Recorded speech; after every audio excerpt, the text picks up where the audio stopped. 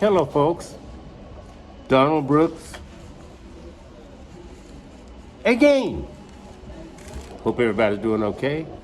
Well, this show, I'm disturbed, and everybody is. They should be because you know about what's happened in California, the fires. This a few weeks ago, and of course we all our hearts go out to people that lost their property and the families of people that lost their lives. So it was a terrible tragedy. But I want to look at it from 2 points of views. Well, not 2 points of views, from two aspects of the results of the fire. And to do that, I have a dear friend of mine who's been a guest on the Don Brooks Show, Year of Lost. Ashley. There she is. And we're at Schlossker's. As you know, I was at Schlossker's a few weeks ago when we had our program on the MLK holiday, and I'm back, if you will. I love it. I love it. I love it. I love the sandwiches. I should have got the small. I didn't realize it was going to be so big. She got the small, and I got the big. Well, because I'm smart and I know that was going to be so big. Okay, so here we are. So let's get to going. First of all, here's what bothers me. You turn on television, and I don't look at TV that often. You look at the internet. What are they talking about? So and so and so and so. All these rich people lost their homes. Well, so did a lot of other people. Why do we need to make such a big deal about rich folks losing their homes? It shows me how America is. It's like we don't care about the normal person, but we want to know about. And you know what? I don't know any of the celebrities, but there was a list of about, I think they had 50 celebrities that lost their homes. You know what I'm saying? That? Yeah. Here's the thing about it too, as well. And I kind of feel the same way you do. Like, I really don't care about. They were like, oh, it's so sad. Paris Hilton watched her house burn down on live TV. Okay, boo-hoo. So what? Her family also owns plenty of hotels across the United States of America. And I'm sure she has a couple of more houses that she could go to. Let's talk about the regular Joe Blow, grandma, grandpa, who lost everything they had. And then here's another thing that's interesting about these so-called fires. About, I would say, almost a year ago, before this happened, a lot of insurance companies in California actually were canceling the homeowners' insurance policies, specifically the fire insurance. And if you go and you do your research, 7 out of 12 major companies canceled these people's policies. And that was just as recently as this last July. So you mean to tell me in July you had all these major companies, State Farm, like big reputable companies that just all of a sudden canceled?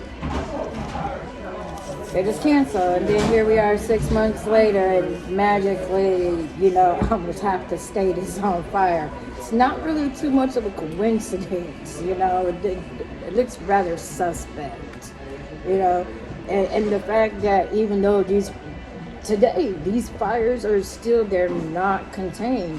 And the crazy part is the banks are requiring the people who still have loans and everything, they're requiring them to still make their mortgage payment or their payment to the bank, even though the house is completely gone. Everything they worked for is gone, and they have nothing, is burnt to the ground.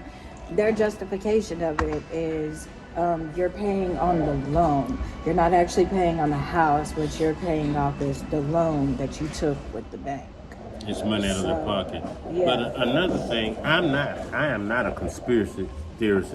I don't think about. I don't get into the conspiracy. But it makes you want to think. And like Ashley said, although we're not jumping on this conspiracy bandwagon, it seems just a little odd, just a little bit odd that this would happen. It's a tragedy, but let's just not talk about the rich and the famous. Oh, and then on top of that, they have some of the prisoners.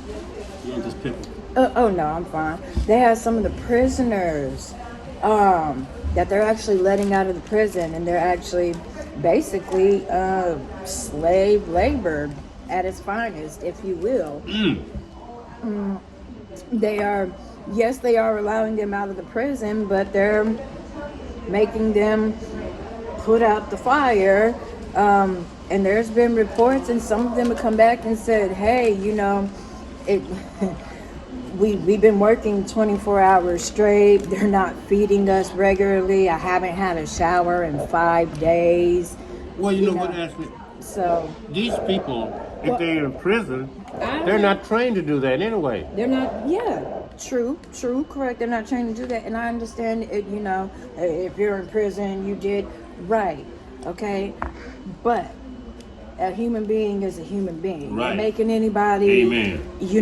Basically, because that's what it is. It's slave labor. Because I doubt that you're going to give them any time off of their sentence, and you're not going to pay them the hourly rate that a regular fireman gets paid for doing this. And like you said, they're still a human being. They still deserve access to food, water, a shower.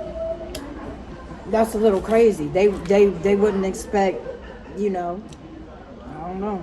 Well, It's just I'm a lot gonna of crazy. I'm gonna say this: it's a tragedy, and there's always tragedies, but they made it worse by the things they're doing.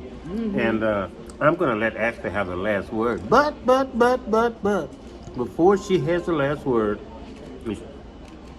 Ashley. Nobody comes to the Dawn Brooks show, not a guest, without a gift. Oh. Are you excited? I'm not doing this with you. I'm not doing this So here we with go. you. And she has a beautiful young daughter, so they can go together.